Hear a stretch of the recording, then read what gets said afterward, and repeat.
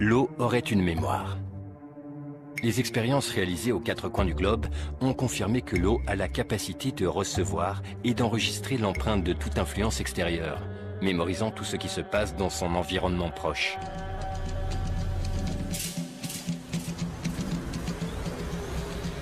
Toute substance qui entre en contact avec l'eau y laisse donc une trace.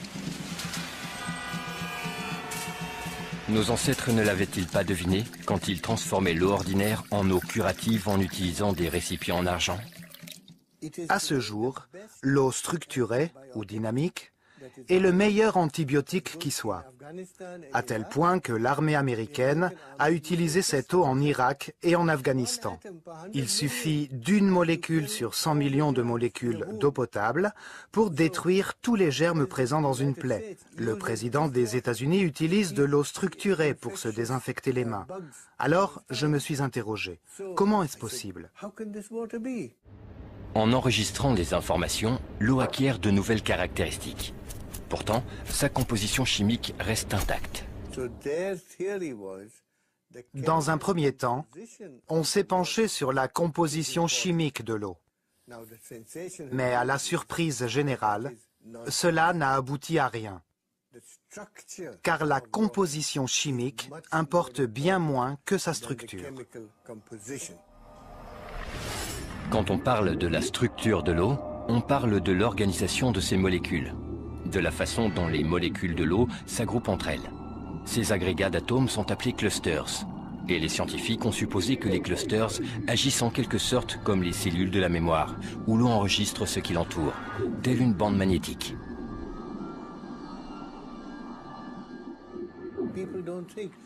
Les gens ne se doutent pas que l'eau change lorsqu'on allume la lumière, ou que, sous l'influence d'un champ électrique, l'eau peut changer. Nos recherches actuelles vont dans cette direction.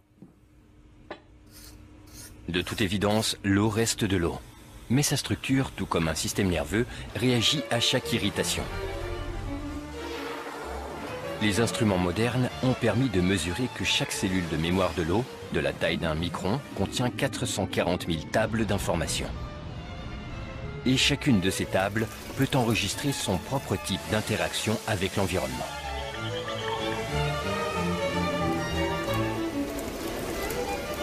Si on considère un cluster comme un agrégat de molécules spécifiques, alors sa durée de vie est courte. Mais si on le considère comme une structure, que les molécules peuvent quitter et réintégrer à loisir, sa durée de vie s'en voit largement accrue. Et c'est justement cette stabilité de la structure du cluster qui a confirmé l'hypothèse de la capacité de l'eau à enregistrer et à stocker des informations.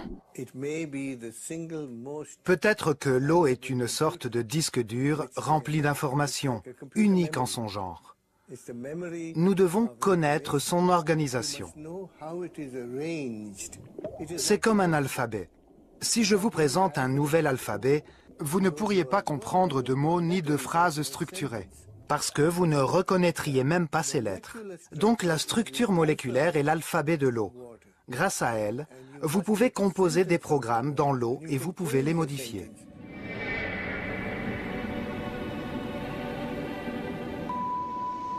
Hiver 1880. Le bateau Lara, parti de Liverpool, fait route vers San Francisco. Au troisième jour de trajet, un incendie se déclare à bord. Les canots de sauvetage quittent le bateau. Parmi les rescapés se trouve le capitaine Neil Carey. Mais très vite, les réserves d'eau s'épuisent et les survivants commencent à souffrir de la soif. Après 3 terribles semaines de tourmente en pleine mer, ces hommes atteignent enfin la côte.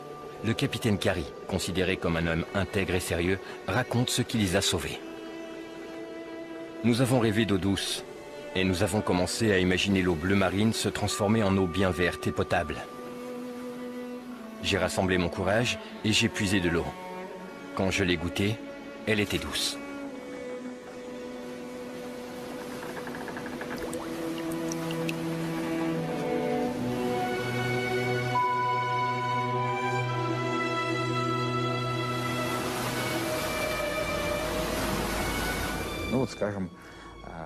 Prenons un exemple célèbre de la Bible. Quand Jésus a transformé l'eau en vin, il ne l'a pas changée. Il n'y a rien ajouté non plus, mais lui a conféré une caractéristique absolument particulière. Nous avons réalisé de nombreuses expériences en exposant des échantillons d'eau à diverses influences, diverses forces, telles que des champs magnétiques ou électrostatiques, diverses substances, ou encore à des émotions humaines. Il est alors apparu clairement que ce sont les émotions humaines, positives ou négatives, qui représentent la plus importante de toutes les influences. Dans le laboratoire du professeur Karatov, des expériences ont été menées sur l'influence des émotions humaines sur l'eau. Un groupe de personnes devait projeter vers un récipient d'eau des émotions positives en se concentrant sur l'amour, la tendresse ou l'affection. Ensuite, on a remplacé les récipients et on leur a demandé de se concentrer sur des émotions négatives, telles que la peur, la rancune ou la haine. Après cela, on a analysé l'eau contenue dans les deux échantillons. Et en effet, l'eau s'est modifiée selon le type d'émotion.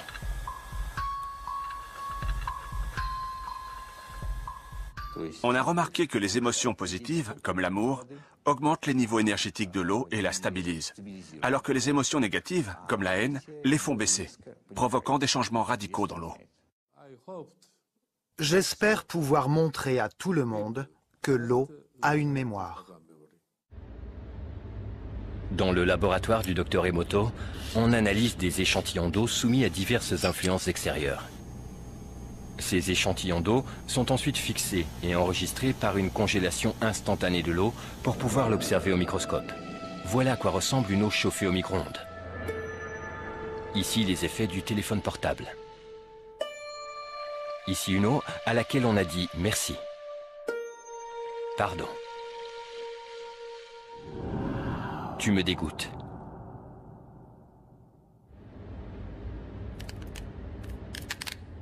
Aujourd'hui, les technologies modernes permettent de structurer l'eau artificiellement.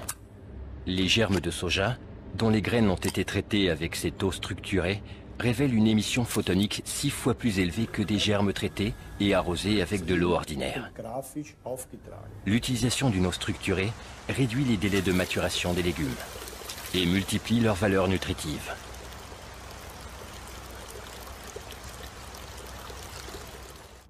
Si on compare les germes traités à l'eau structurée, ils étaient longs, réguliers et forts. En revanche, ceux qui n'étaient pas traités étaient courts, fins et fragiles. On constate que les plantes issues des graines qui ont été traitées sont mûres, tandis que les légumes dont les graines n'ont pas été traitées sont encore verts. Le lien entre cette eau et la croissance des légumes et des fruits est donc établi. Pour l'irrigation des plantes, le recours à l'eau structurée permet d'économiser 20% d'eau, alors qu'aucun engrais n'a été rajouté ni dans le sol ni dans l'eau. Seule sa structure est modifiée. Entre-temps, les scientifiques peuvent expliquer comment cela se passe. Par contre, ils n'ont pas encore de réponse à la question « Pourquoi cela arrive-t-il » L'homme, selon son âge, est composé de 70 à 90% d'eau. Pour maintenir ses fonctions vitales, l'homme adulte boit quotidiennement plus ou moins 2,5 litres d'eau par jour. Dans son bain ou en prenant sa douche, il absorbe encore 1,5 litre d'eau.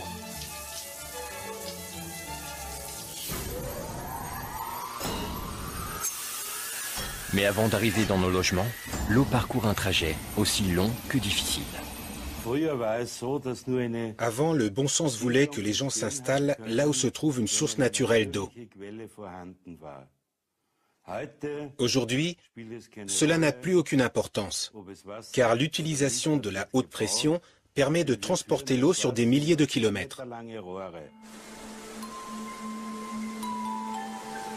Dans la nature, l'eau suit harmonieusement des courbes, en serpentant sensuellement. Alors que dans un réseau hydraulique, l'eau tourne des centaines de fois à angle droit.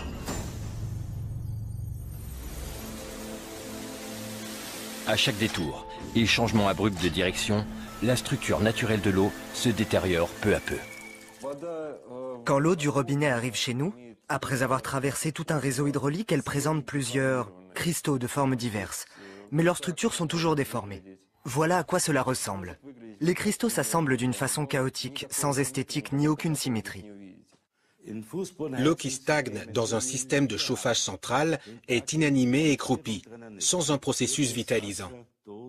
Elle aspire ou absorbe l'énergie des gens, des plantes et des animaux qui y habitent. Elle leur vole cette énergie. On sait que dans la plupart des grandes villes, l'eau courante est stockée dans des circuits fermés. Après des processus agressifs d'épuration chimique et de filtrage puissant, elle revient dans nos maisons en gardant en mémoire les produits chimiques qu'elle a croisés et la violence qu'elle a subie.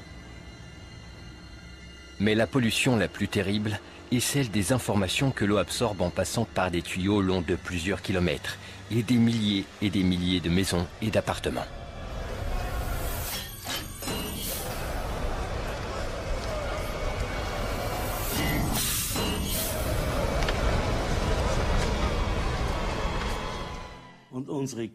Nous polluons spirituellement l'eau et nous le faisons de plus en plus. Pourquoi? L'eau s'approprie toute la jalousie, les soucis et le stress qu'elle croise. Nous déversons tout sur l'eau. Elle est presque morte quand elle arrive enfin à nos bouches.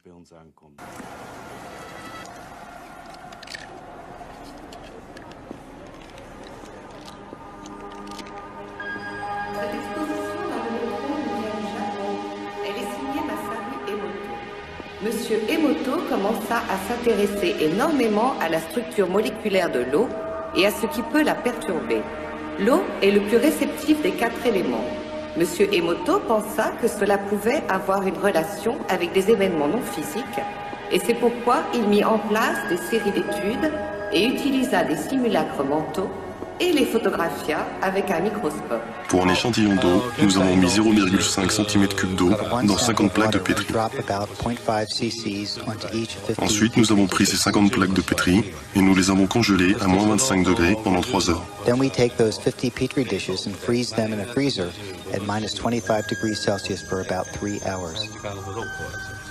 Nous avons pris ces échantillons congelés, nous les avons mis dans un réfrigérateur à une température de moins 5 degrés, dans lequel il y avait un microscope avec un appareil photo, et nous avons photographié chacune des gouttes d'eau.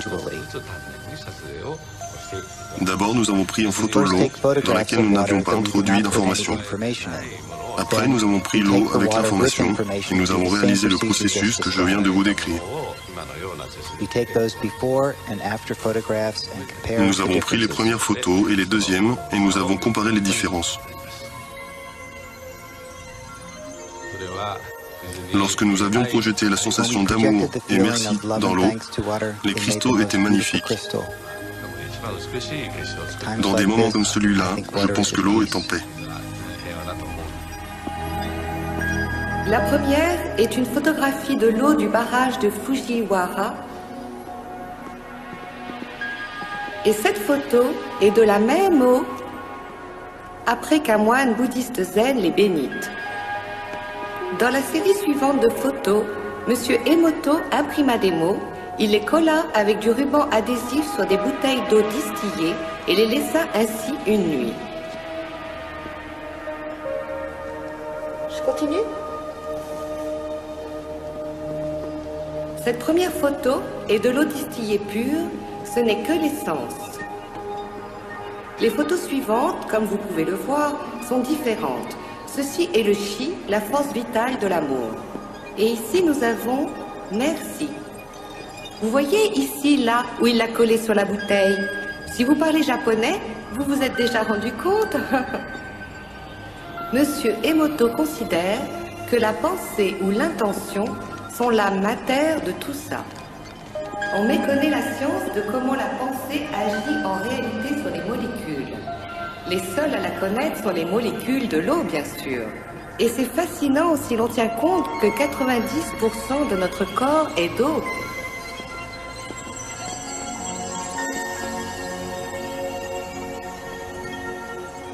Il y a de quoi réfléchir, n'est-ce pas? Si la pensée seule fait cet effet à l'eau, quel effet ont les pensées sur nous?